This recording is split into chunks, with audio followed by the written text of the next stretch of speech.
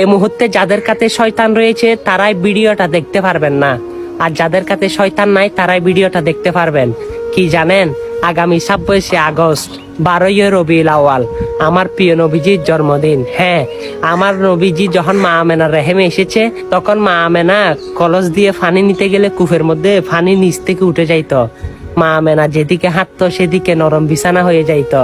আর খানায়ে কাবা পর্যন্ত আমার রসুলের আগমনে ঝুঁকে গিয়েছে এবং খানায়ে কাবার মূর্তিগুলো ধ্বংস হয়ে গিয়েছে এবং শয়তান ইবলিস পর্যন্ত নারাজ হয়ে গিয়েছে। জাহান্নামের রাজাকে বন্ধ করে দিয়েছে, জান্নাতের গেটটা খুলে দিয়েছে। প্রত্যেক জান্নাতের পাতায় পাতায় গাছে গাছে ফল ফলাদিতে রাসূলুল্লাহ সাল্লাল্লাহু আলাইহি সাল্লাম নাম।